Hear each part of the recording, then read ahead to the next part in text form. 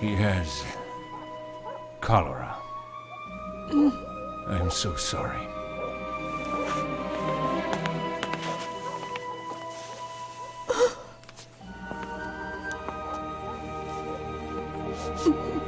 Papa, Mama, listen to me. I had a dream about the future. I will become an engineer, and I will be world famous for my inventions. Nicola, my son, before you were born, I made a solemn vow to God that you would serve him. If he heals you, you will become a priest. Papa, please. I know I will recover if I become an engineer, and then everything will work out for the best.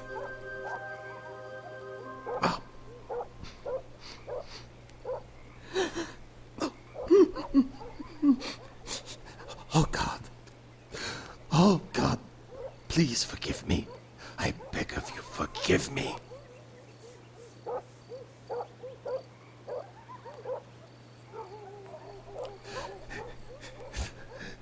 Yes, fine. You can be whatever you want to be. I give you my blessing.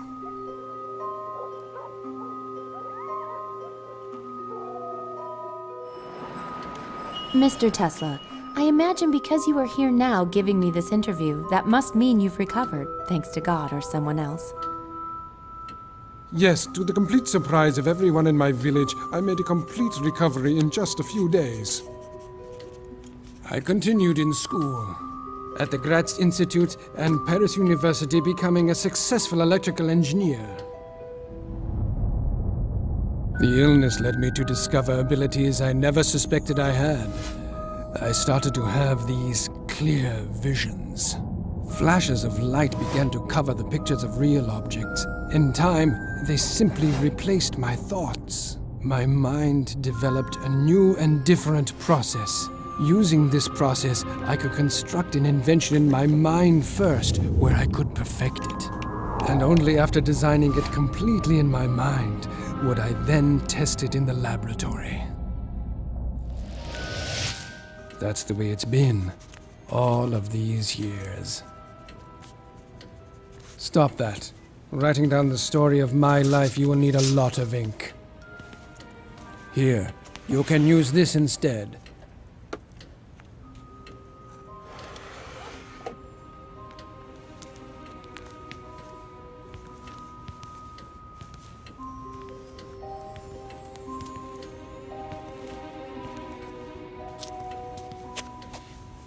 This is a device for recording sound. Quite a great invention. It was not me who invented it, no. It was that damned Edison. Say something. What should I say? Whatever.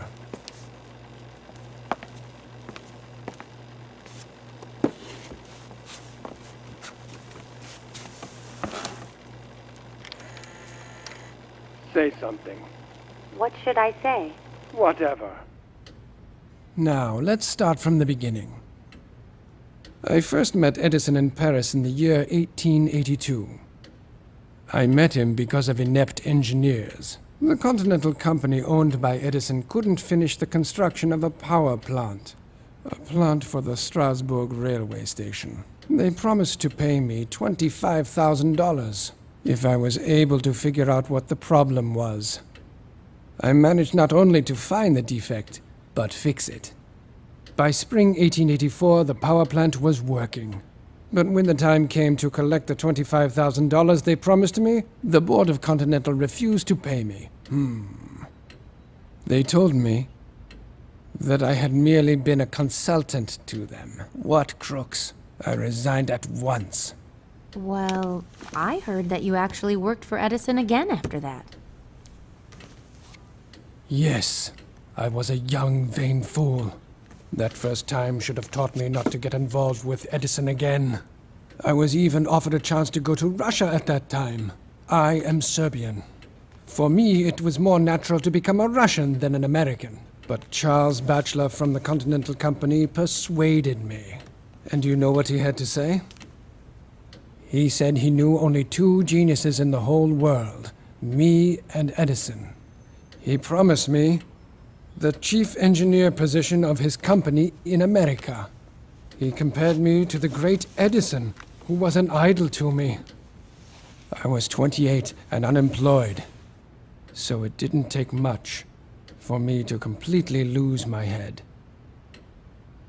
Obviously, I agreed. Edison was always a quick thinker. No wonder they called him Big Head behind his back. But he was a man without a conscience. You'll start as a regular engineer. You'll be in charge of fixing the electric motors and DC generators. But Mr. Batchelor promised me that I don't care what he promised you. I employ people and I define what they do in my company, and you, young man, will have to work hard to prove your value to me. Of course, I was never given the chief engineer position. I was an immigrant with 4 cents in my pocket. I had 2 options to choose from. I could beg in the street, or show that man my worth.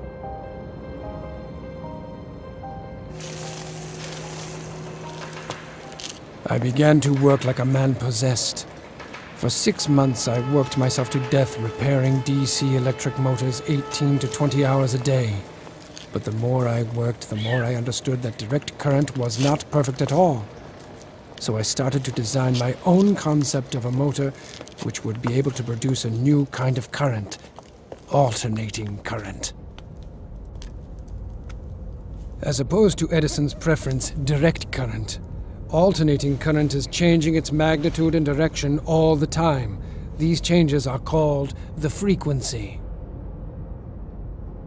But the most important difference between AC and DC is that the direct current power plant using the usual voltage can transmit electricity effectively really no more than 1 mile. This means that in order to illuminate New York using direct current power plants, we had to build a huge network of local stations.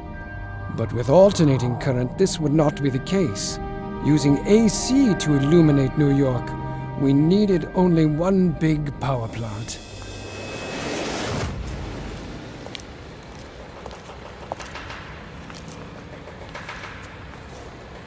I have been told that you've been working double shifts. Why is that? Can't you keep up with your own job?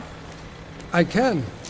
But I'm also working on the AC machine as well. But AC makes no sense. My DC generator works perfectly. Well, not quite. Show me. It could be improved. Take a look at what I've designed here. You have some brains, but you're a foolish immigrant. Now hear this.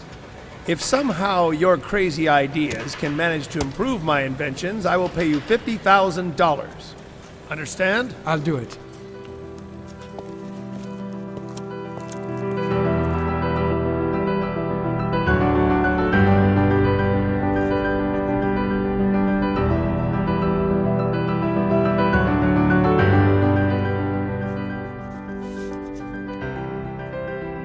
But I didn't give up on the idea of using direct current to generate power. I fully immersed myself into the work and soon was able to present Edison with not 1, but 24 different improved direct current motors. Here are all my drawings, sir.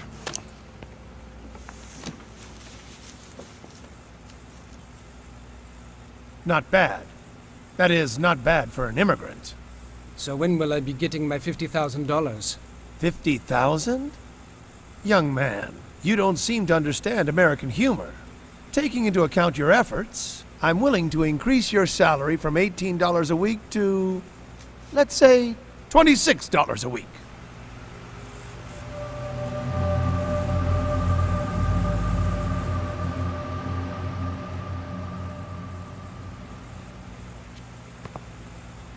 Business by nature is filled with cheating. And there was nothing uniquely American in the fact that I was duped. But it was one thing to be deceived by the functionaries in Edison's office in Paris, but here, I quit immediately. I was forever disillusioned in the great American inventor Edison. 1, 2, 3, 4, 5, 6, 7, 8, 9, 10, 11, 12, 13, 14, 15, 16, 17... Fine. Care to join me? Thank you. I try to keep to a schedule.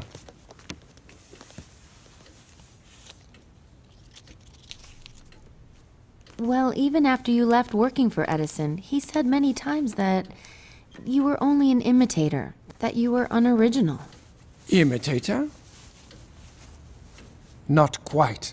I was always his opponent. I always made other choices. Consider the war of currents.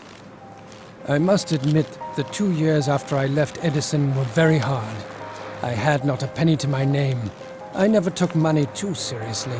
I never did, except for at that terrible time. At that time, I worshipped every penny. My breakfast cost 4 cents. My dinner cost the same. And sleeping on a floor at night cost me 5 cents. This lasted for a year.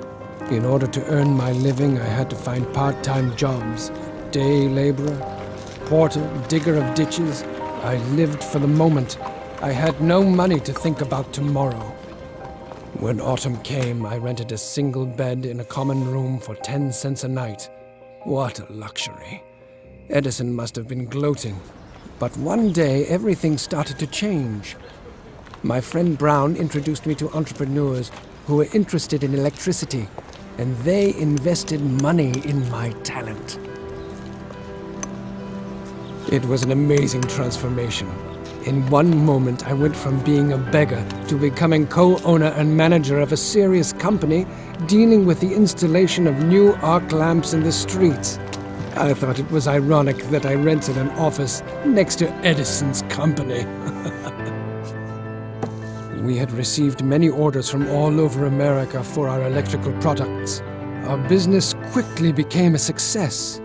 I created models of generators, transformers, and all the necessary equipment for the operation of two-phase alternating current devices.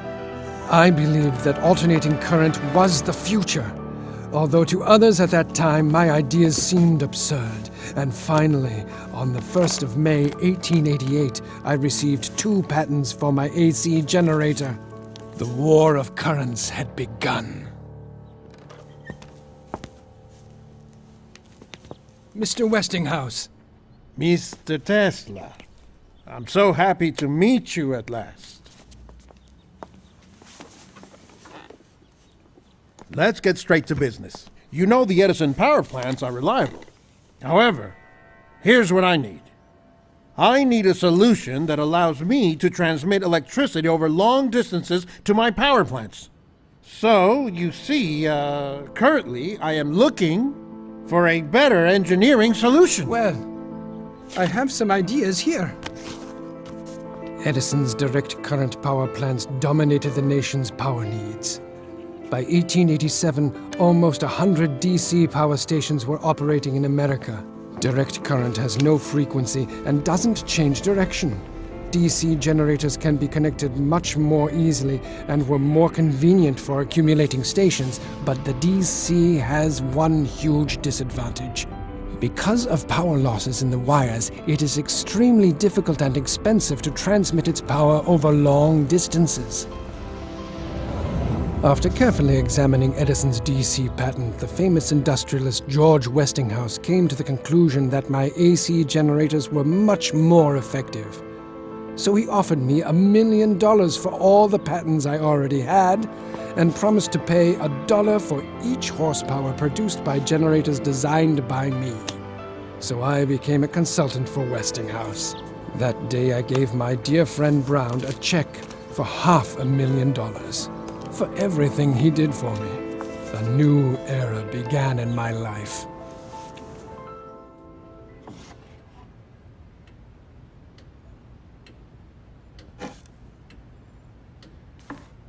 Alternating current is perfect. It is so pure and beautiful. It has the unique ability to disinfect any kind of surface, including the human body, killing microbes without causing any harm to the body's tissues. Is that dangerous? Don't worry. You can touch it.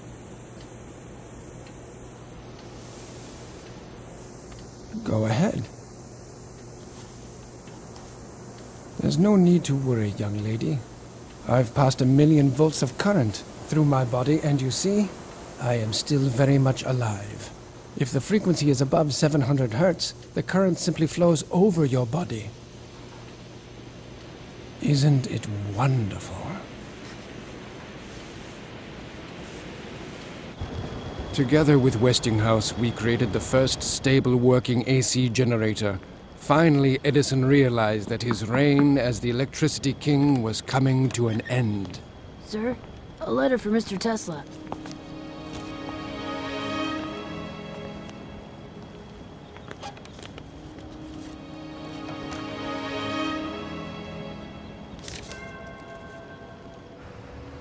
Edison immediately brought a lawsuit against us for infringement on his patents. But of course he lost, as all my inventions were authentic. It was after that that he started to play dirty.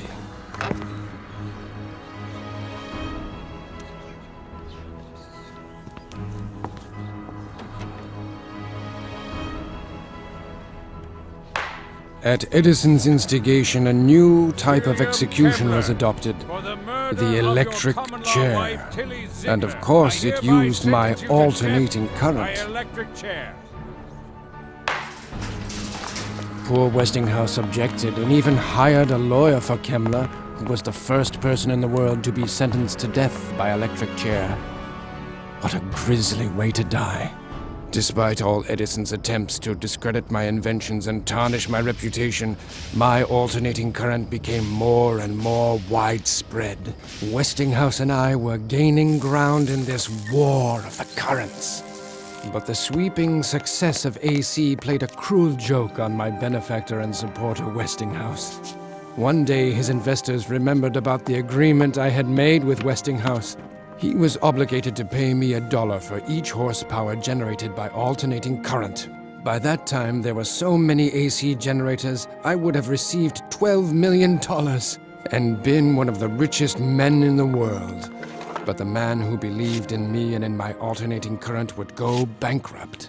So I tore up my contract with him. Westinghouse had to continue his fight for alternating current. That crazy Edison wouldn't leave us alone. He wanted to prove that our AC was worse than his DC so much that he filmed animals being brutally killed with alternating current and then showed these movies to the public. Yes, I remember in 1903, that poor elephant, Topsy. He electrocuted her to death. The soup is cold, and Edison lost anyway. In the end, you know what he did? He started producing his own AC power generators. And there have been no direct current stations built in 20 years. So, I won.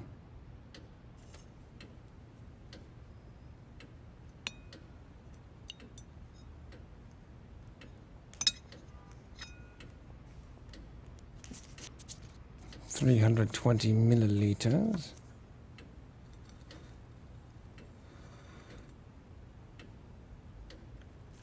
Plus or minus 15.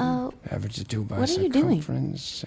Well, it's a strange thing. But I can't really enjoy my meal if I don't know the exact amount of food which I'm going to eat.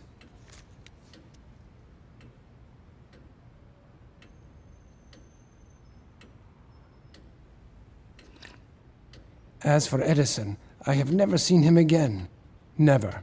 Even after he burned my laboratory. You mean the fire on Fifth Avenue? Many speculated it could have been sabotage.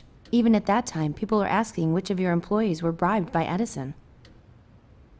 Do you know how it came to this? For 7 years, I worked in my laboratory studying magnetic fields and high-frequency currents. It was a productive period for me. As a result of my work, I received many patents, almost as many as Edison.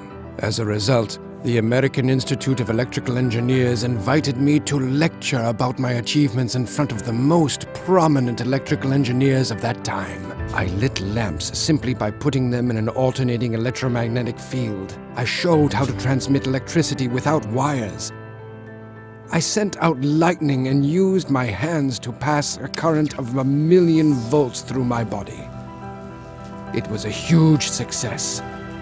I received a great ovation, and for the first time was called by my peers a man of the future. They offered me Faraday's chair, saying that since his death, no one else had been worthy to sit in it. Then they let me sip the whiskey from Faraday's cherished bottle. It was a great honor. Edison, of course, could not stand them recognizing me. On the 13th of March, 1895, there was a fire in my laboratory on South Fifth Avenue. All of my property was burned, as well as all the records for the last 10 years. As a result of the fire, I went completely bankrupt. Of course, Edison was not so stupid as to leave any evidence that he was behind the fire. But who else could have benefited from this? Within half a year, my business began to thrive again. Instead of starting from the beginning to rebuild what I had created, I restored everything from memory. Thanks to me, Westinghouse triumphed over Edison, winning a huge contract for the construction of a hydroelectric power plant at Niagara Falls. The newly formed company of Niagara Falls invested $100,000 in my research. With this money, I set up a great laboratory at 46 Houston Street, where I constructed a unique mechanical oscillator, which I used to do research on selective resonance.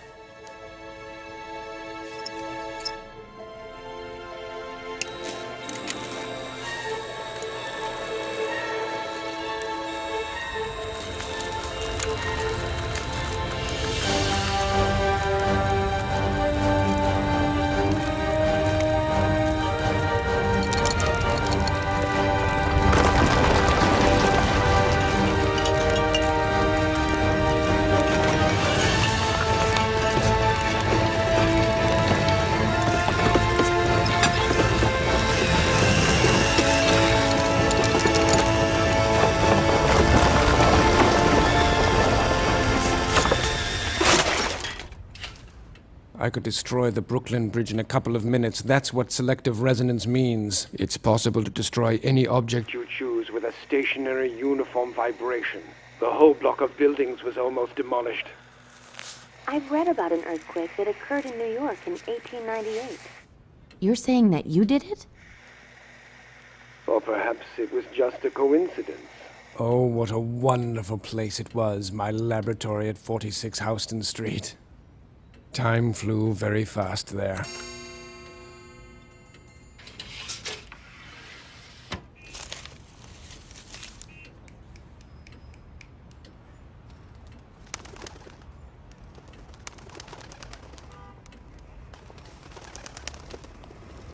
I envy the pigeons.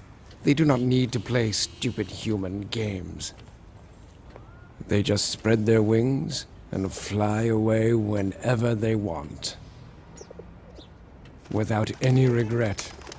I don't like people. But I heard rumors about the elaborate parties which you used to organize. Yes, I threw...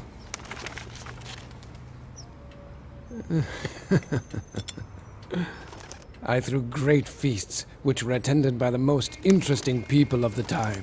Brilliant, famous people. Kipling would read his poems to us. Mark Twain would make everyone laugh with his famous stories. Dvorak played piano.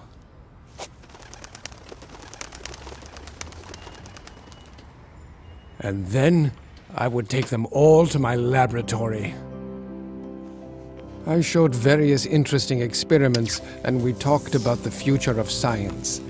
Those evenings were unforgettable.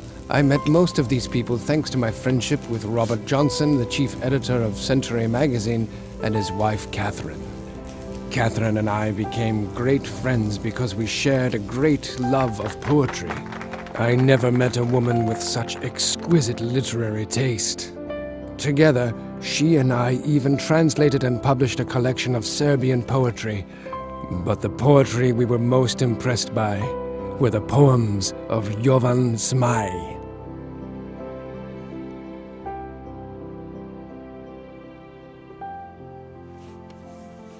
Honor can't be bought with gold, for an honest man can't be sold, since he needs it like the sun. The dishonest man would surely sell, but everyone knows quite well. As for honor, he has none. Yes, Robert was a dear friend of mine. And as for Catherine, oh, I loved her as much as a man can love a woman.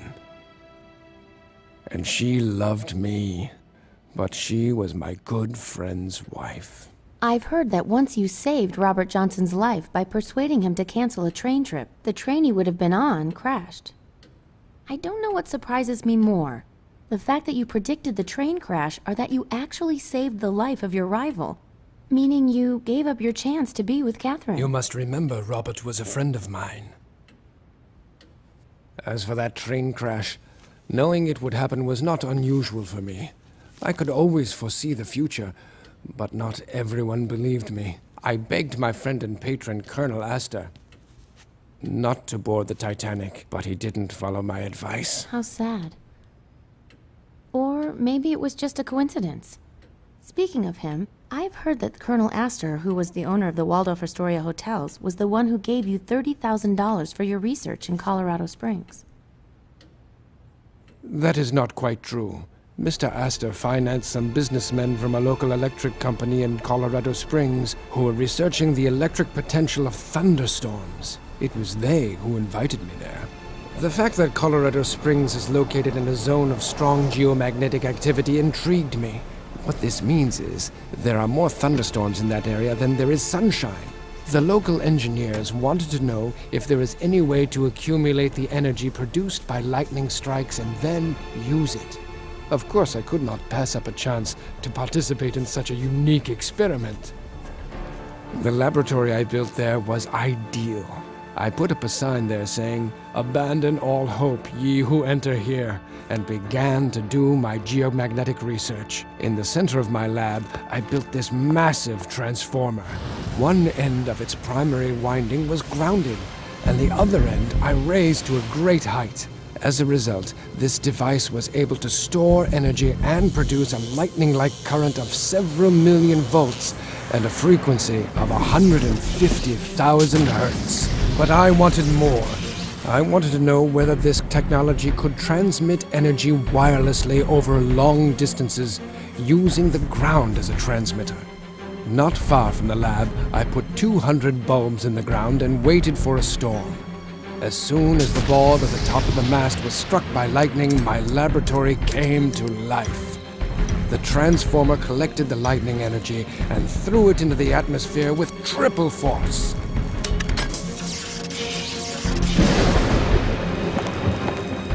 Try to imagine it. I had created man-made lightning that was 40 meters long. The energy flow covered the city. The entire city was literally saturated with electricity. I didn't expect such an effect, but my theories had been proven. I was able to transmit an electric charge wirelessly across the ground. 200 bulbs were lit at a 25-mile radius from the Tower Razam. Unfortunately, the local power station was not ready for such a large-scale experiment. The city's generator simply burnt out. After that incredible experience, I wrote an article about the possible uses of currents transmitted by high-frequency standing wave energy. This had practical application for lighting, heating, the control and movement of electric transport. Electricity could be used everywhere. It could be transported through the ground, in the air, used for automatic machines. The wireless uses of electricity are endless. Yes, I remember reading it. There were so many fantastic predictions. How to harness energy from the sun, aluminum, the metal of the future, using the Earth's internal heat, transfer of electric power anywhere in the world without the use of wires, interplanetary radio communications. It was that article I wrote that caught the eye of the well-known banker and industrialist John Pierpont Morgan. And he decided to meet with me. Imagine how much benefit wave energy could have for mankind. That sounds interesting. I want you to work on the development of radio communications. I need a cheap but reliable connection that will work so I can communicate over long distances. To get you started, I'll give you $150,000 to cover your costs of research. After that, we'll talk. Radio. What mediocrity. But I agreed to what Morgan asked of me. to have the opportunity to continue working on the wireless transmission of electricity. We bought several acres of land on Long Island and started the construction of a wireless transmission power station. It was a 57-meter tower frame with a steel shaft that went deep into the ground. A huge copper hemisphere which worked as a powerful amplification transmitter was installed at the top of the huge structure. The idea for the project was to use the resonant buildup of the ionosphere. I was sure that I could accumulate the energy extracted from the air anywhere in the world and use that energy in any kind of form, as an explosion of thousands of bombs or a man-made aurora borealis. I lit the sky for thousands of miles. However, Morgan, that blind man, wasn't inspired. There's something I still don't get. How can we use your light show for the purpose of transmitting radio signals? I'll explain, sir. The real future use of this experiment is As you know, communicating by Marconi means... sent radio signals from England to Canada 5 years ago. I invested in you because I knew about your outstanding abilities. But after what I've seen today, I still need a radio. Mr. Morgan. Sir. Sir, with this plant we can send energy for thousands of miles, not just some radio signals. You could have a second wireless tower I am not near the Niagara interested in Falls in things New unless York. they give me an immediate commercial profit. I need radio signal transmissions. Marconi! I want you to know I was 3 years ahead of Marconi, that simpleton. And that Russian Popov. In 1893, I developed my first radio 5 years before them. Morgan cut off all his funding. The Wardenclyffe project was shut down. In 1917, in the middle of the First World War, the tower, which could have been the beginning of free electricity, was destroyed. The United States government suspected that German spies might somehow secretly use the tower as a radio transmitter. However, Morgan didn't stop me from managing to achieve something monumental.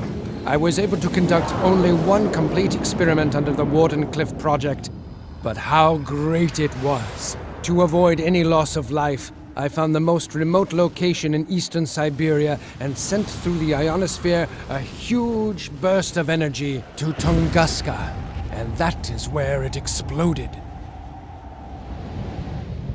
The entire northern hemisphere saw that light that I had created. Wait a minute. Are you implying that the Tunguska meteorite explosion was you? I'm not implying anything. I was forced to sign a non-disclosure agreement by the US government. But those who had eyes could see the truth. Come, take a look. No wonder those damn security services still keep track of me. What makes you think he's a federal agent? Because with the sheer enormity of my intellect, my mind could still create a massively destructive weapon. The Tunguska meteorite was only the beginning. I designed the rays of peace which could destroy thousands of planes 100 miles away. Every country would be able to defend itself with an invisible Great Wall by putting towers with the rays of peace along their nation's borders.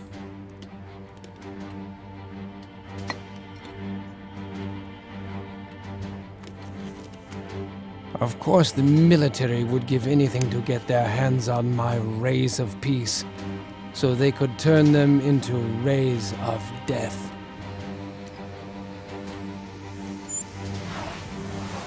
Because if my rays of peace were placed in a certain configuration, anything surrounded by them would be utterly destroyed. I could be the main secret weapon of the Pentagon, but I hate war. But that's the way our world works. Governments have a way of turning peaceful inventions into weapons.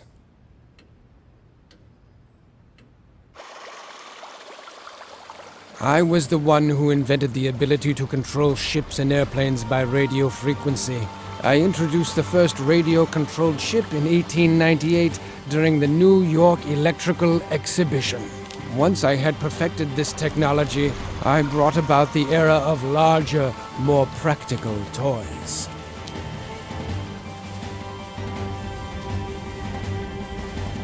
My research and experiments made it possible to control a warship remotely from the shore at a distance of 25 nautical miles. You see, it's really quite simple. Continuous control is possible via an automatically received signal of disparity between the desired and present location of the ship you're controlling, so you can make any object move to wherever you want.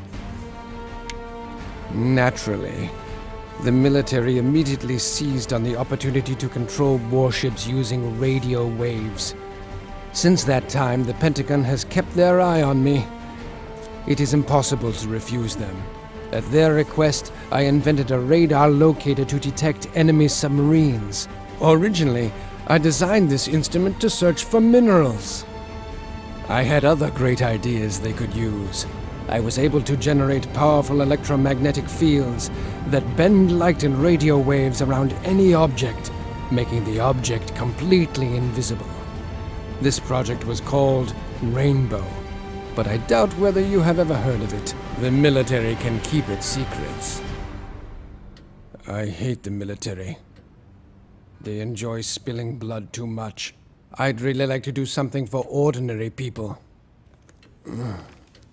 But regrettably, they're not ready for my inventions.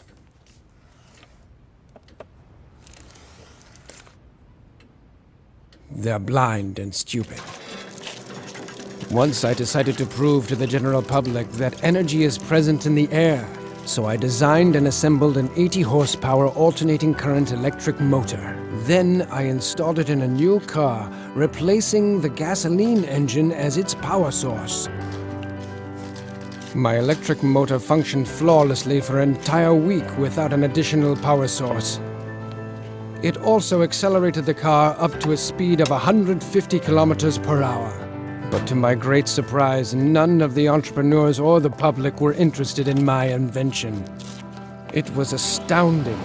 Was there really no one who would be interested in something that cannot be sold?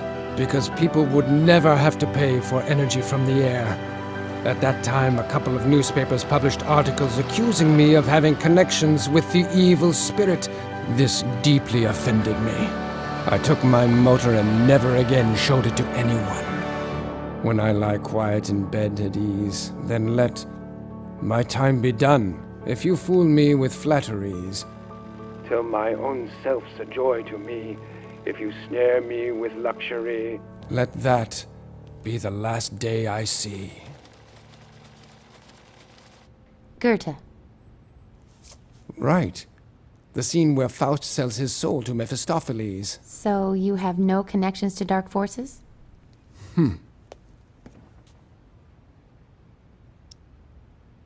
I often find myself quoting Faust. He thinks as I do. We are both ready to give everything we have for nature's secrets. Because of this, when I am reading Faust, it helps me to think.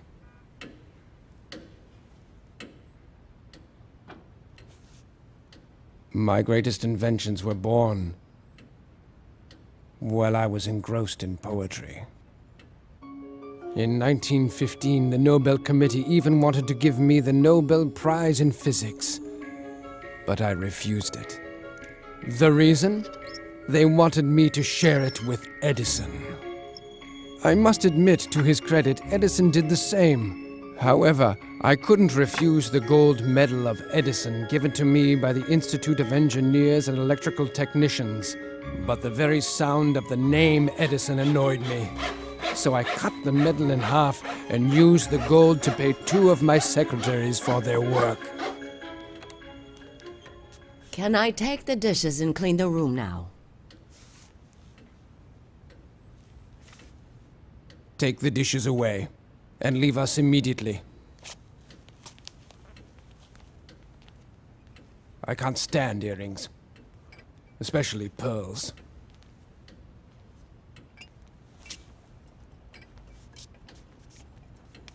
Those earrings have fake pearls. Good for her. The only way I could enjoy talking to such women would be by radio. As if they were aliens. But aliens don't exist. If they did, I'd give anything to be the one to interview them. They do exist. I have talked to them. In the first quarter of this century, everybody went mad because of the popularity of a new medium, radio. People with money to invest didn't want to talk about anything except that damned radio. I thought the idea of radio was old news and did not want to take part in any of their revelry. But in 1926, the heirs of Colonel Astor asked me to rework the radio transmitter to improve the quality of radio communications. I agreed, only for the sake of my old friend. While testing my equipment, I suddenly caught mysterious signals that were generated by some kind of technology. According to my calculations, they were sent from Mars, with a probability of 94%. But it happened only once. Perhaps it was because Mars was closer to the Earth than it had been in several thousand years. The signals stopped, and I could never prove that I had really caught the radio signals from Mars. But my contact with Mars had become the talk of the town. H.G. Wells mentioned my experience in his novel, The First Men on the Moon. There is definitely someone out there. Someone who wants to meet us just as we want to meet them. I believe someday we will meet them, creatures that can overcome the stellar abyss. We could learn so much from them. Unless, of course, they rip our guts out first. All of us are predators in this universe. You, me, the cat. Is that cat yours? Cats don't belong to anyone. That's why I love them. They produce electricity out of thin air, like I do.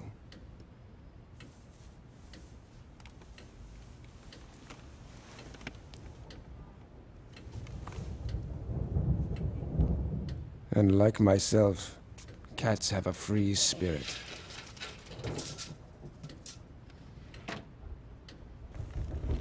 Here's a storm. So aren't you afraid? Me afraid of the storm? Once when I was a child, there was a terrible electrical storm. A tree next to me was struck by lightning.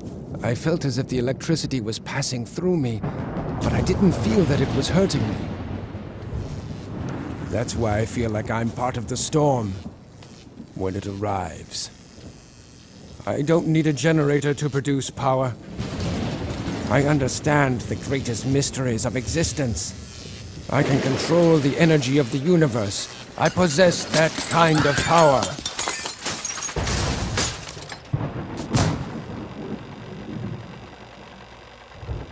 Well, now I'm sure the hotel staff will come. And the bill will come to about $200. Excuse me, sir. Can you explain this mess you created? I'll pay for it. Clean it up later. Now get out.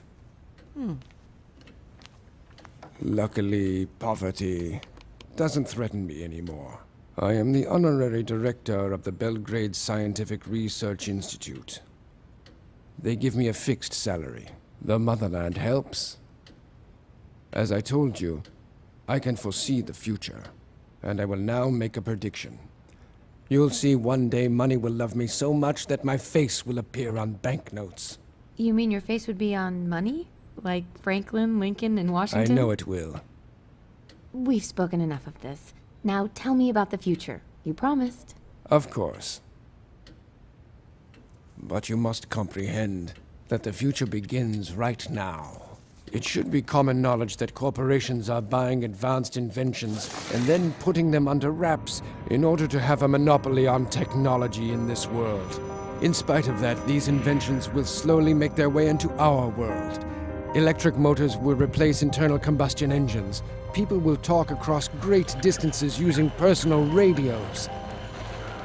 Electronic calculation devices will be carried in a suitcase. There will even be a unified information system throughout the world. It will be possible to send any information wirelessly anywhere. And energy too. Imagine this if you can. We will be able to send electricity wirelessly to the remotest areas on Earth. Another startling development will be the creation of artificial intelligence helping humans in their activities, but it will also be used as a weapon capable of manipulating people. The military will use microwaves of energy to disable communications and incapacitate the electronic devices of their enemy. And by gaining control of ionospheric energy on a global scale, we will be able to create earthquakes. I predict you will live to see all these things. What a future. A terrible and great time is waiting for us. For you, but I won't see it. My time is short. I have only one more day on this earth. Tomorrow. You're the last. No more visits, talks, or women. Women? Eleanor Roosevelt, the First Lady. She invited herself to be my guest the day after tomorrow. Unfortunately, Mrs. Roosevelt was so persistent that I couldn't refuse her without causing a public scandal. That is why my departing will solve the situation perfectly. In fact, that's why I agreed to meet you. Because I am out of time. But now that the story has been told, it is time for you to leave. But, sir, we haven't... I wish I could tell you much more about my many developments. Solar batteries, artificial intellect, gas turbines. But as I said, I am completely out of time. We will never meet again. No one will ever know to where I've disappeared. But, sir, Not another word. Just go. What a pity. You'll never have the opportunity to use all the things you heard from me.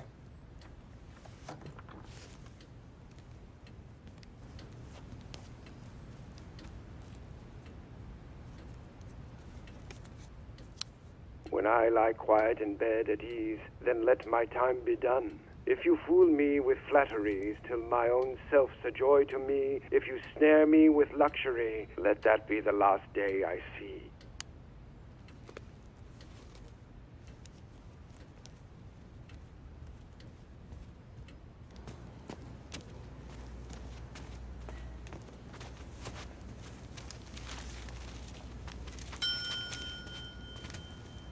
I'll take that tape recorder you have, please.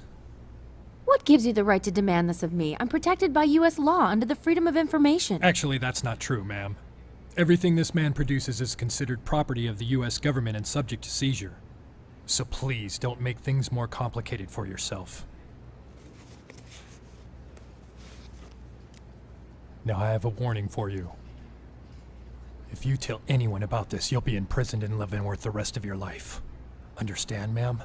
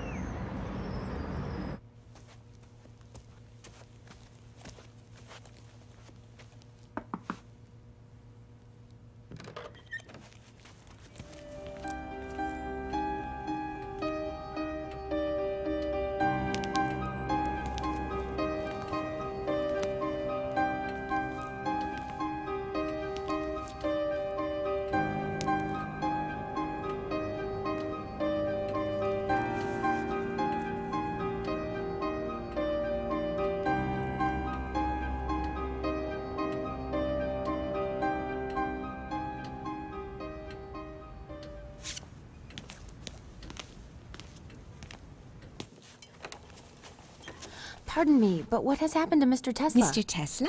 He lived here, in this room. No such person ever lived in that room.